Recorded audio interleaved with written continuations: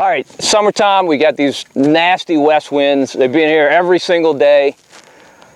Some good news and some bad news with that. The bad news is if you want to get out and go catch speckled trout, a lot of these days the winds won't allow you to do so. Good news is that west wind blows the water out the marsh, forces those redfish to get out of the back ponds and stack up in the big lakes. We're in one of the biggest lakes in South Louisiana right now, Lake Borgne, and it is loaded up with redfish. Very, very good action. You wouldn't know it by looking at the surface of the water here, but it's actually blowing pretty hard out of the west. We're just in a protected area, catching redfish one after another. Fantastic action in nasty west wind conditions here in South Louisiana.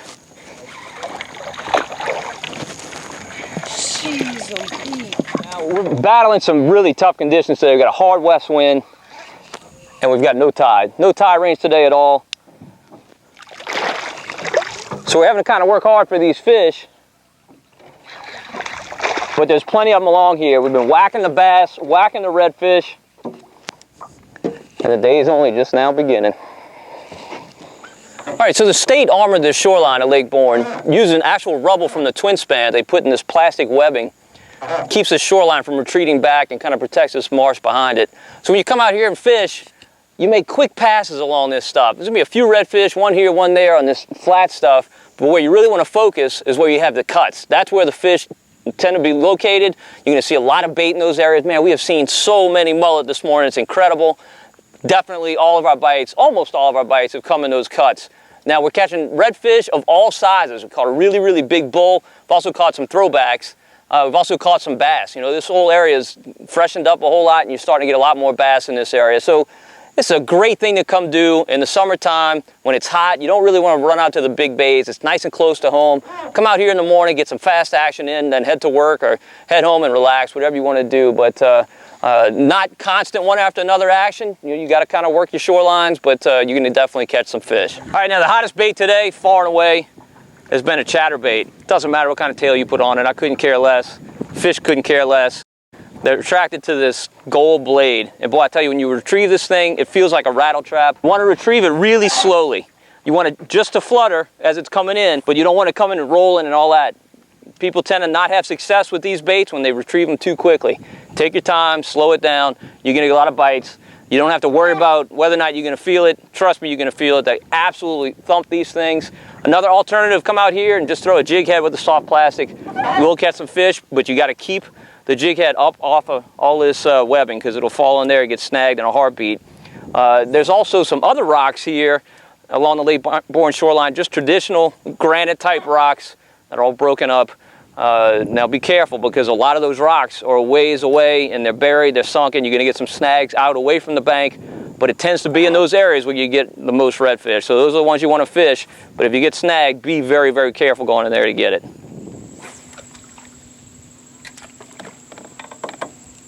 All right, now you want to focus on these areas where you're actually seeing these birds. They're going to show you where the bait is.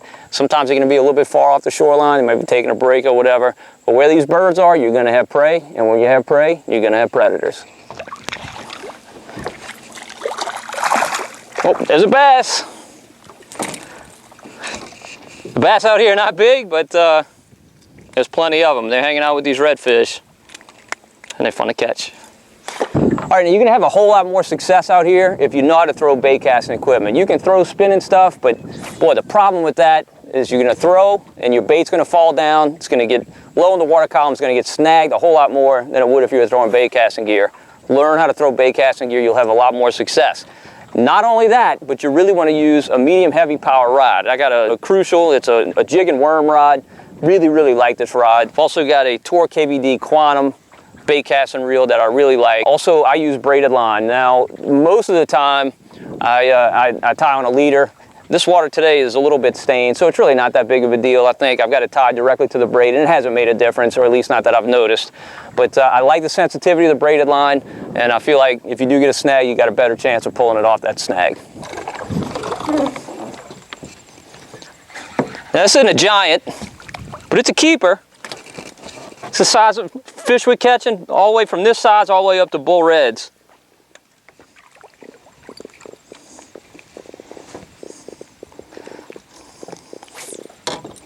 Now we're doing nothing but tag and release today, so I'm gonna throw a tag in him and we're gonna set him back. He'll be here waiting for you.